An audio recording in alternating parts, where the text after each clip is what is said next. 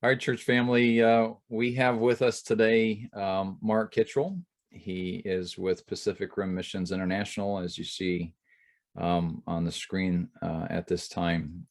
Grateful for his heart for ministry, his heart for pastors in the local church. And so I'm going to ask him to share with us details about his ministry that he would, if he were standing here in person with us, he would share those with us at this time. So thank you, Mark, for being with us. Share with us what's on your heart, brother. Thank you, John. Hello, Pine Island. It's great to be with you today via technology. We're so grateful for the opportunity. Appreciate your pastor and his friendship. Appreciate your church. Been able to speak there several times in the past, and appreciate you as a church and your heart for missions and for the gospel, and trust that God is blessing you as you reach your Jerusalem there in New York. Thank you so much for the opportunity to present Pacific Rim Missions, and I hope that the video today will be informative and helpful, and you'll kind of understand where we're coming from in terms of missions and what we're doing over in Asia, and hope this will be a blessing and an encouragement to you. So Pacific Rim Missions is a non-traditional mission board that was started about 12 years ago in 2010. And by non-traditional, I mean our primary goal is not recruiting and training American missionaries and sending them overseas, but training nationals, Asian nationals that are already overseas and on the field. And so that's our emphasis and our goal. As you can see, our theme verses there for our organization, Luke 24, 47 and 48, and that repentance and remission of sin should be preached in his name among all nations, and ye are witnesses of these things. And so our goal from our inception has been evangelizing and equipping in the Pacific Rim, and that's what we hope to communicate to you today. So as we move on, our goal is to glorify God through proclaiming the gospel and edifying the church in Pacific Rim nations. And we do that in three ways. One, by training national leaders. Two, by providing ministry resources. And three, by supporting gospel projects. And so by training national leaders, Asians do ministry well, even better than us, as they serve their own people. And so if we can reduplicate ourselves in Asia, then we have a much better chance of reaching the 3.8 billion people in Asia with the gospel. Asia is also very short on ministry resources. And so things like study Bibles and commentaries and religious books that your pastor and I would have in our library, and we would be able to consult many resources, whether that's library books or computer Bible programs. We have these things at our fingertips to be able to consult and to help us in preparing messages and training our own people for ministry. But resources are very limited in Asia, and so we work at providing these things as well. And then just supporting gospel projects, whether that's helping to build a new church, or whether it's distributing gospel literature, or whether it's even like we've done the last couple years, providing humanitarian assistance, just helping pastors in their communities to put food on the table, or to reach out in a humanitarian way, so they can be the hands and the feet of Jesus in their communities. So our goal and our focus is very streamlined. It's very specific. It's very simple. And that's what helps us to do the work of the ministry better. So moving on to our next slide, just want to go over some of the benefits of training nationals. You say, why invest in this way? And I think by the time we go through this slide, you'll see, wow, that makes sense.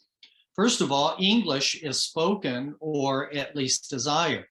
If you go to the Philippines, where we have a seminary and a camp, or you go to Myanmar, where we have a seminary, or you go to India, where we're considering starting another seminary, you could actually go into the classroom yourself and start teaching in English, and they would understand you, because the English language is either spoken or is desired. And so language is not as much of a barrier as you might think it is. And then if we teach them in English, they can go to their own people and teach their own people in their native language, whether that's Tagalog or Ilonggo or Burmese or some Indian dialect.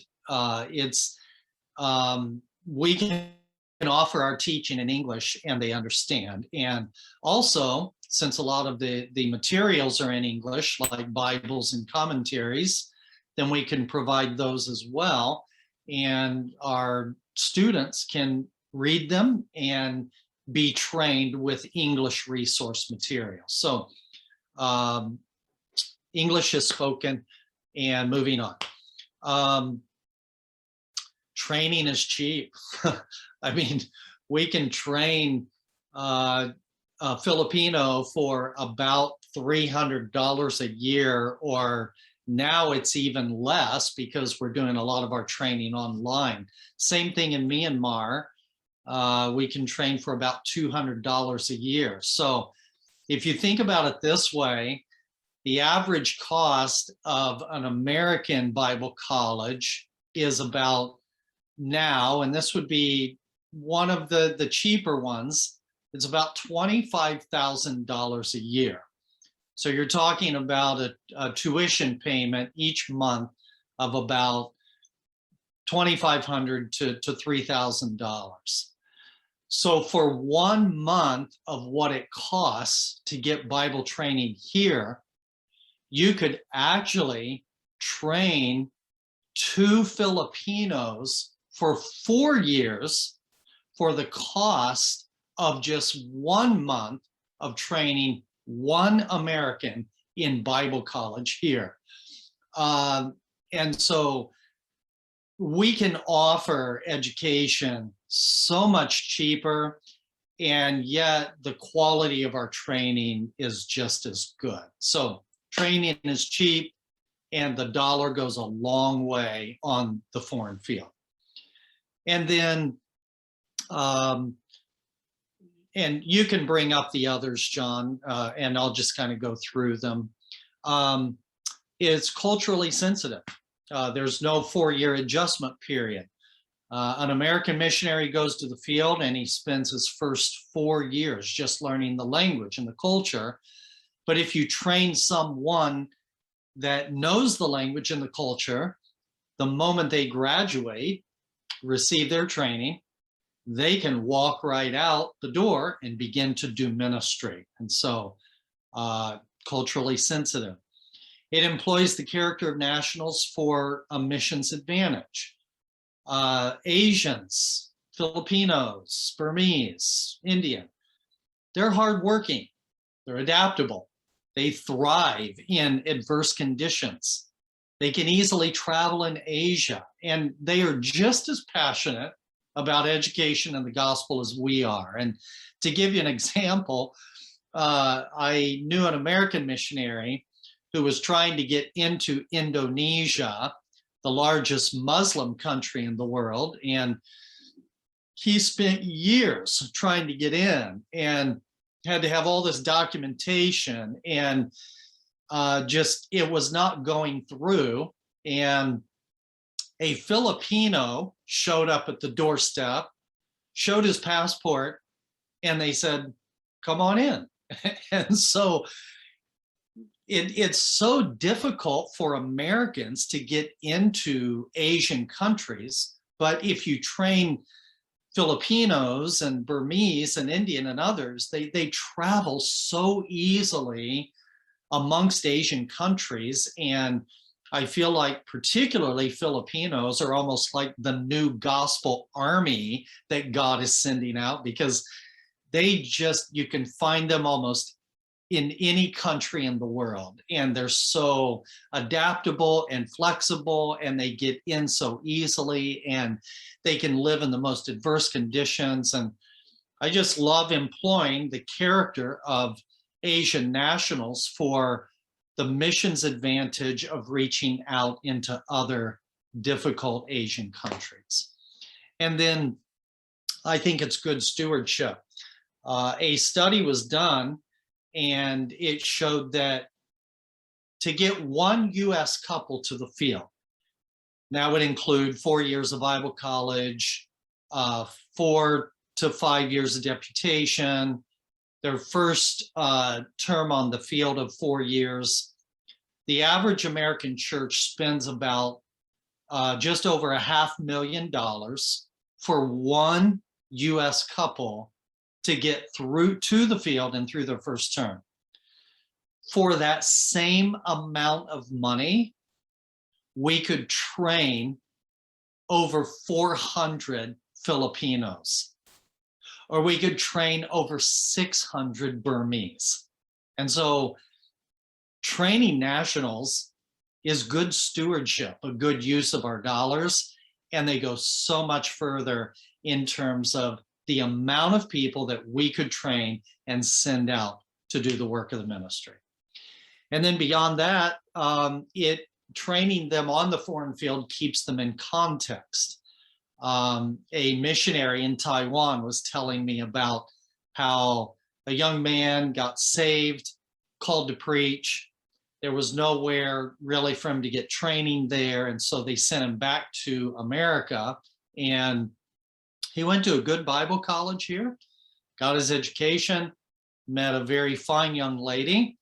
And when they got married, they stayed here in the US. And now, at the last I heard, he was pastoring in one of the Dakotas, North or South Dakota. And yes, they need churches in North or South Dakota, and the gospel needs to be preached there too. But the missionary in Taiwan was like, "No, come back to Taiwan. You know the people, you know the language. You could go start a church here, and this nation really needs the gospel." But when you take these people from poorer countries and you expose them to the Western materialism and the mindset here, 99 out of 100 are not going back. And so training them on the foreign field keeps them in their cultural context and keeps them focused on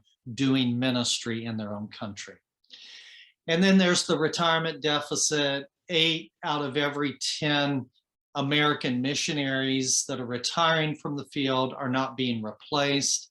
On top of that, you have the sending deficit.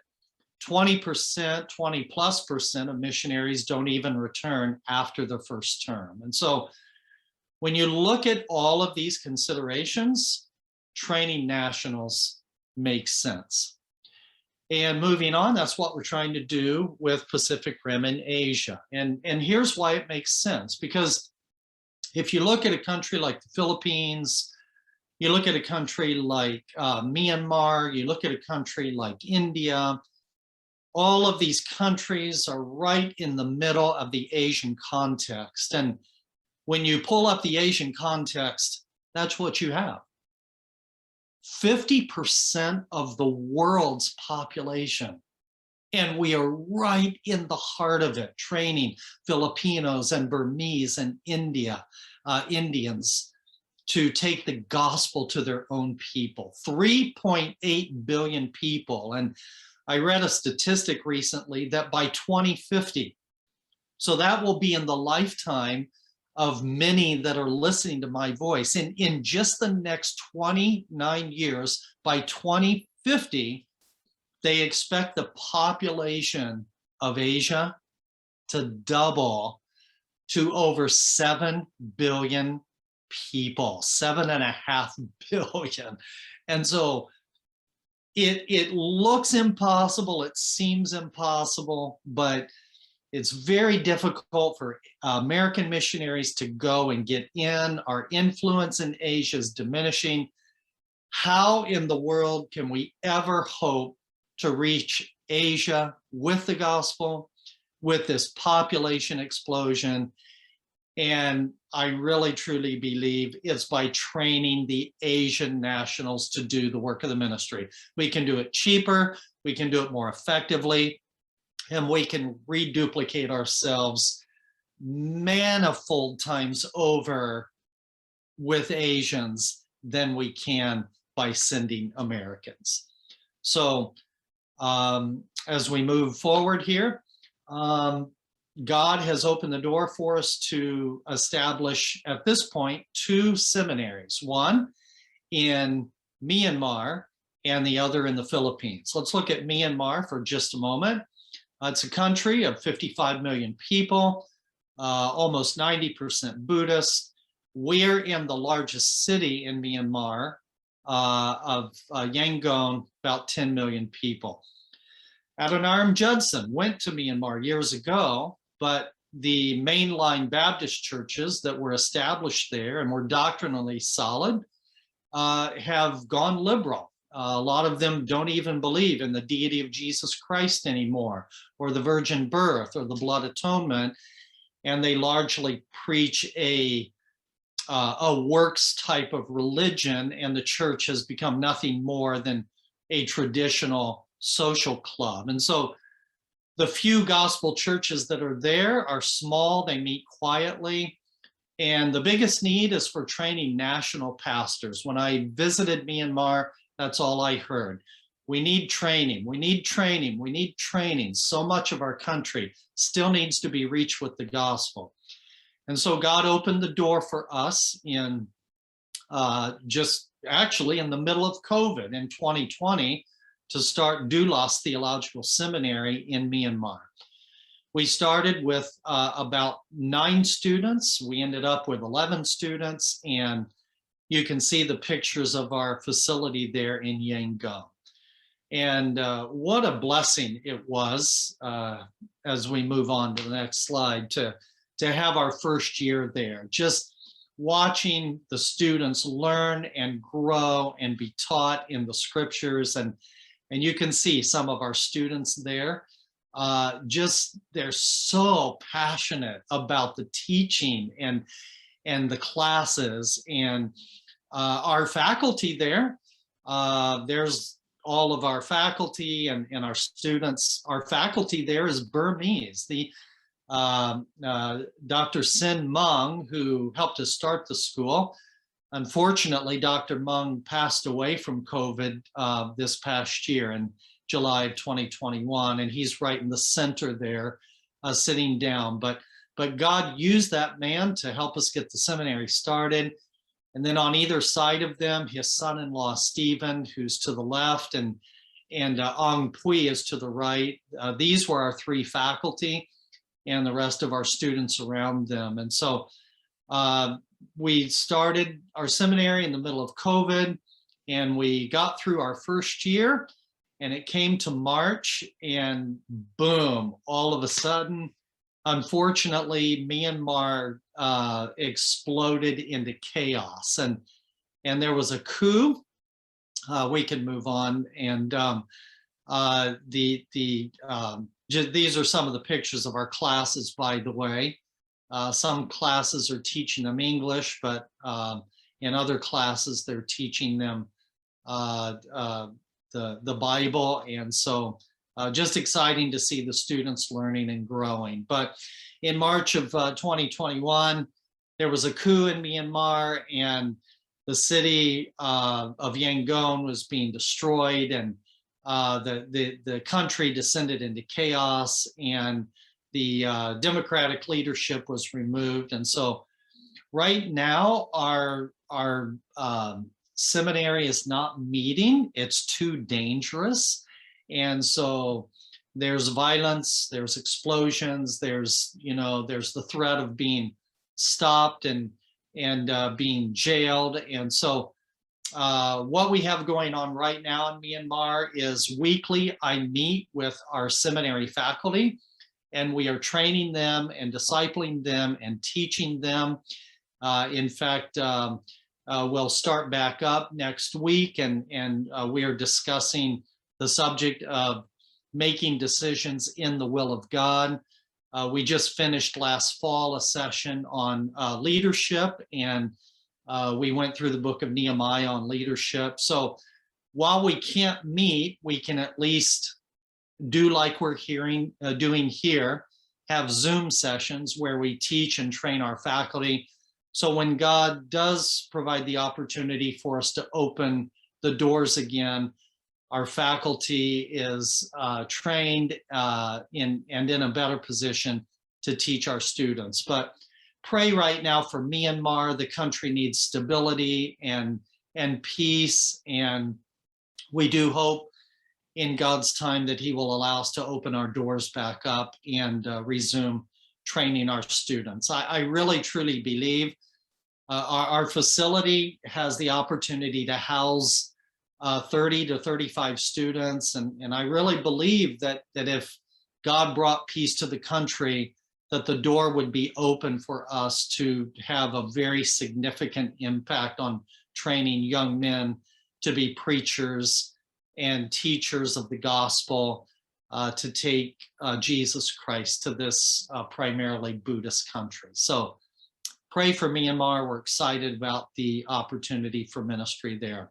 Our second seminary, but the one that was started first in 2019, is Haven of Grace Seminary on the island of Negros in the Philippines.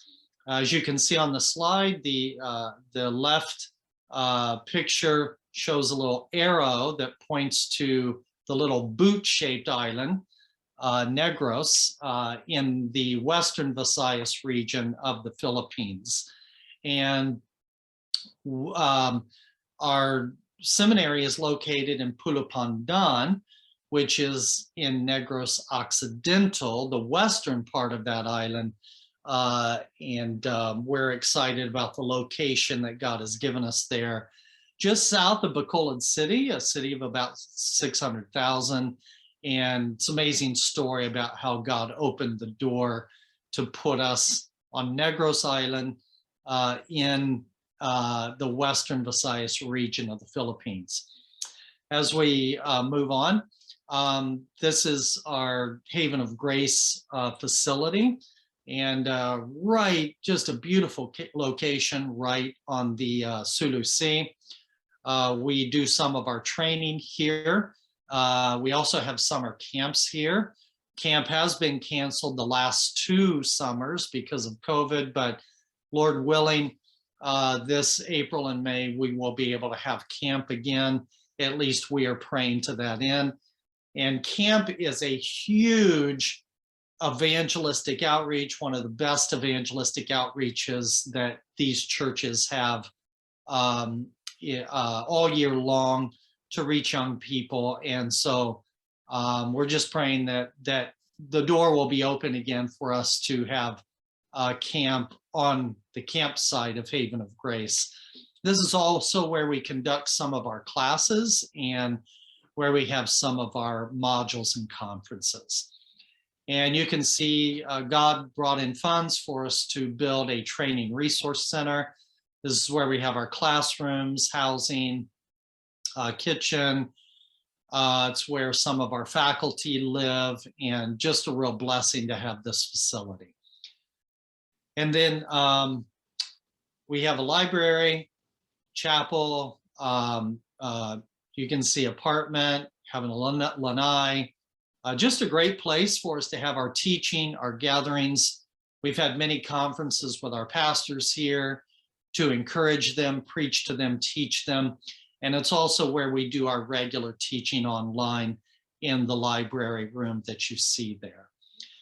And then looking ahead, we have the Todd Lodge and the cottages. This is where once our facilities are able to be back open, we house our students. And just so you know, we don't make them sleep on the wood. We do provide them mattresses to sleep on, but it's a great facility. God's allowed us to rebuild and revamp all the facilities. A lot of them were just bamboo and nipa, and we've been able to replace them with concrete structures and aluminum roofing. And that helps because of the storms that come off the Sulu Sea. It keeps us from having to rebuild our facilities over and over again. But again, I could see one day that if our facility was full here, we could house up to 90 to 100 students. And it's exciting about the potential that is here. We also have a gymnasium. Filipinos love basketball. And it's just like the revered and the favorite sport over there, and gives our students and our pastors a lot of opportunity for exercise and fellowship. And then we also have been able to recently, in the last couple of years, build an outdoor kitchen and canteen. This serves our Haven of Grace students as well as our campers, and is just a wonderful facility. Our facility is debt-free, and we're thankful for all the ministries that have contributed to help us build and update it, and just a great location for camp and for training. And of course, just a beautiful property here, looking out on the Sulu Sea. And we're thankful to God for opening the door for us to have this piece of property and to build these facilities for training. That last picture of the sunset there is looking west out toward the island of Guimaras, and again, just a great location. But what we do there is mainly we have summer camps. And as I mentioned, this is one of the great outreaches for evangelistic ministry. And every April and May, we have upwards of 3,000 young people that come and enjoy the facility.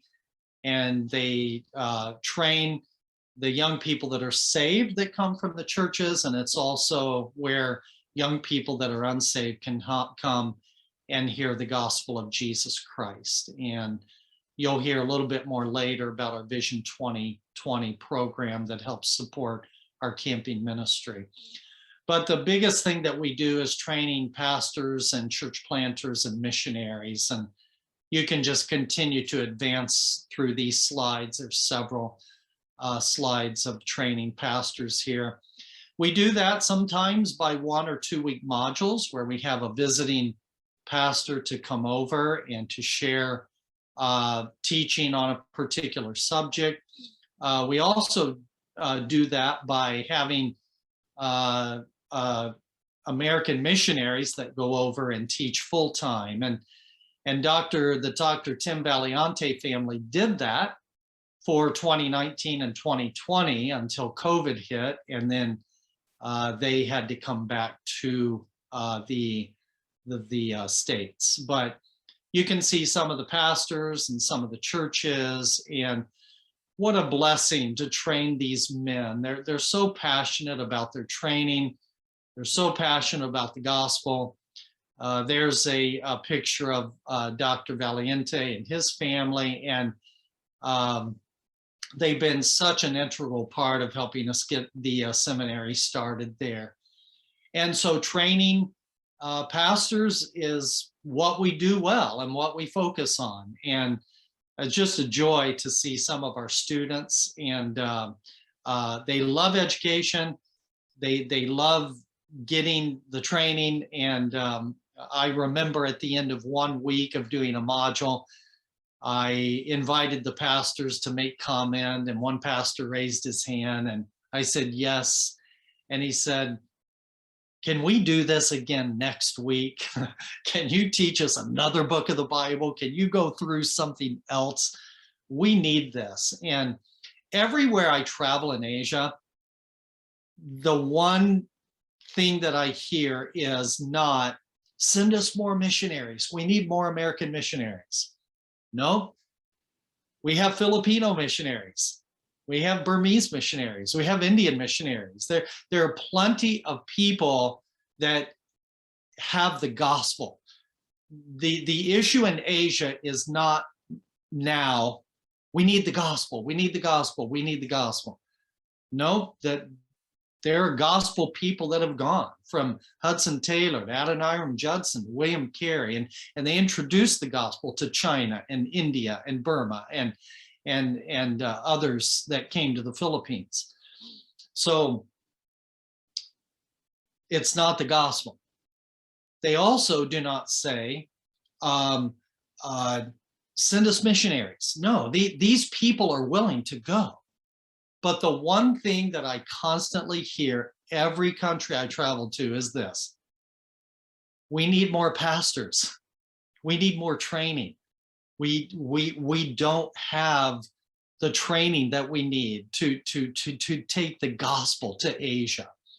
And let me just statistically present it this way. So do you realize, and this is something I heard, so I'm passing it along to you, there is a trained Bible teacher for every 250 Americans.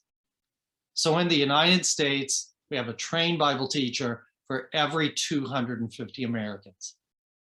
In Asia, there is a trained Bible teacher for every 250,000 Asians. So for every 250,000 Asians, there's only one trained Bible teacher. And in the last 30 years, there's been this gospel explosion in Asia. I mean, truly, the center of the gospel right now, exploding around the world and people being saved, it's happening in Asia. And I'm not speaking evangelistically when I say people in Asia are not just being saved by the ones or the tens or the hundreds.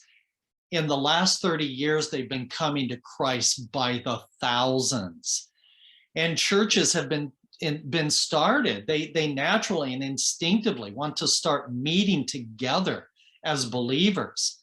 And so the local church movement has been exploding in Asia, but it has also been presented with the downside of, we don't have a pastor.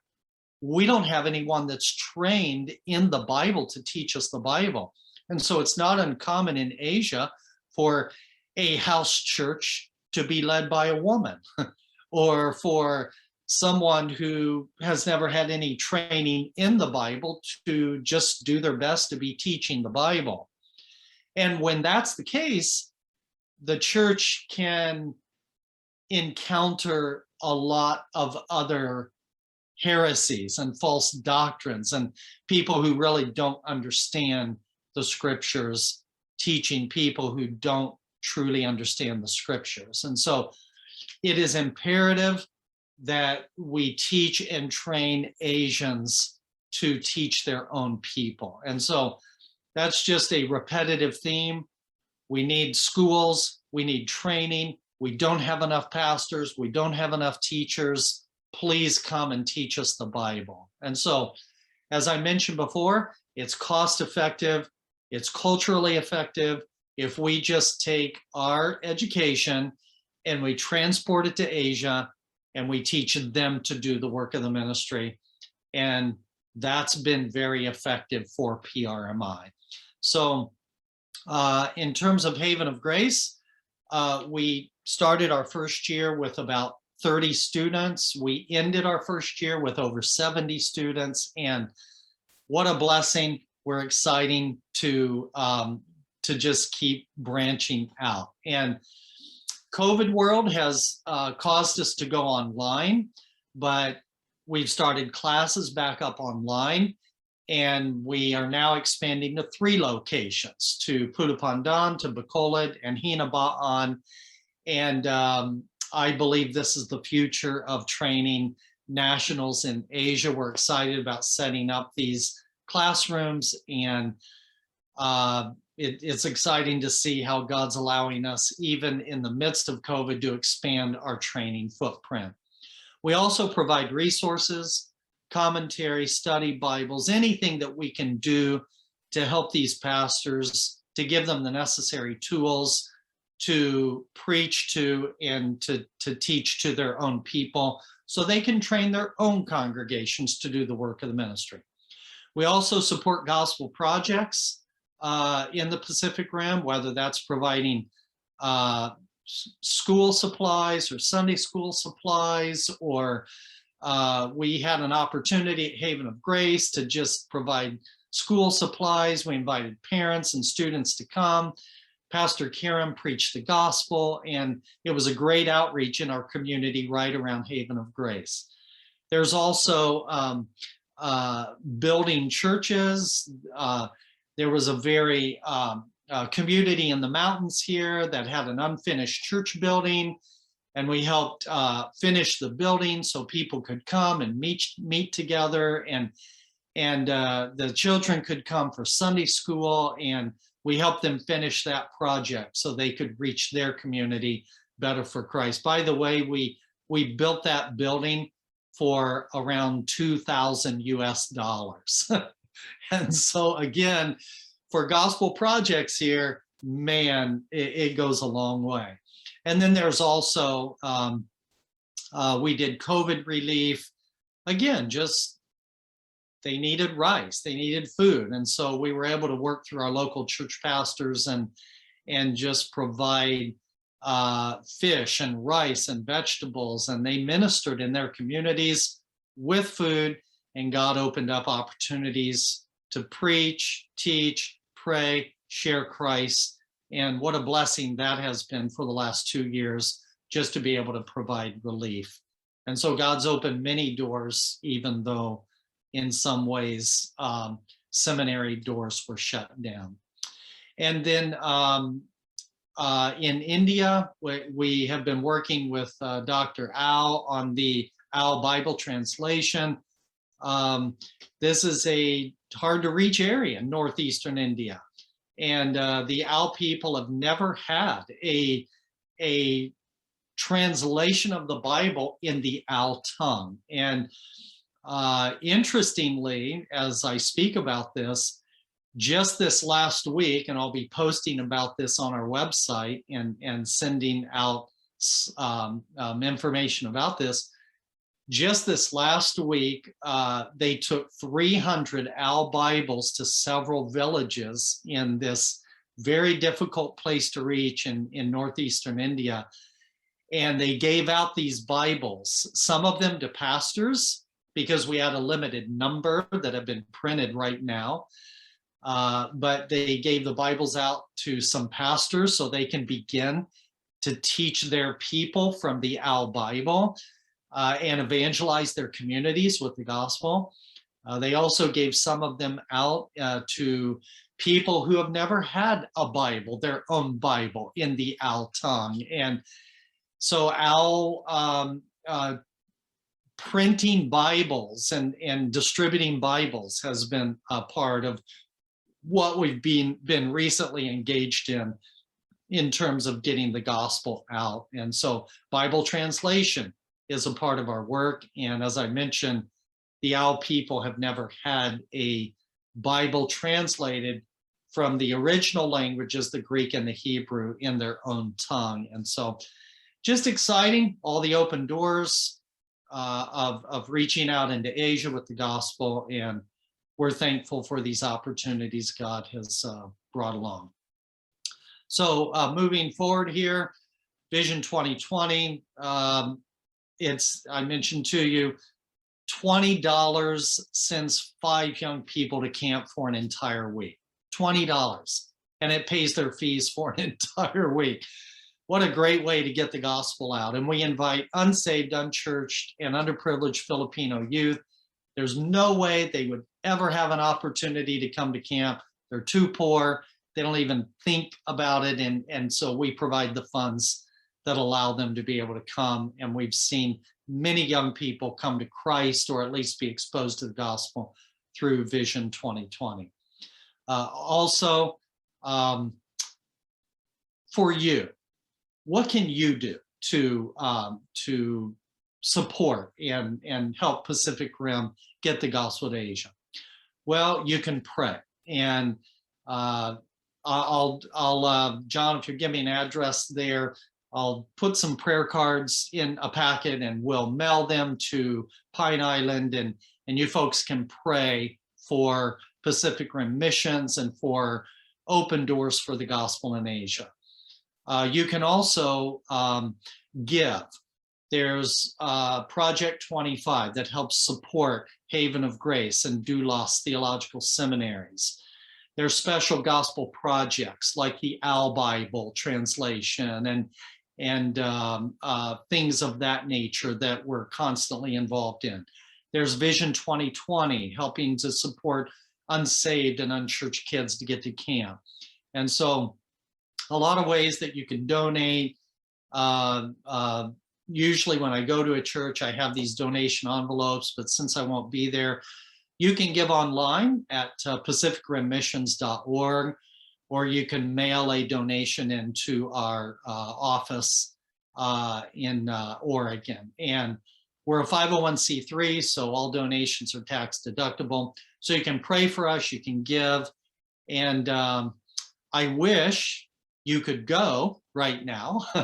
And we do encourage folks to go, but that's something that's not possible right now because COVID has shut down the Philippines and Asia to foreigners coming in. But anyway, I would encourage you to go to pacificrimmissions.org or havenofgraceph.org and find out what we're doing. You can see more pictures, more articles there, and understand more about our mission. So thank you for the opportunity to present what we're doing to Pine Island, to your church. And if you have any questions, then we certainly would love to have you reach out to us, email us, and let us know how we can further help you understand our mission and our philosophy of training nationals to do the work of the ministry. And thanks, brother, for sharing that with us. So to your church family, please pray with us about how we can partner very intentionally with Brother Mark and Pacific Rim Missions International. Thank you. Thank you.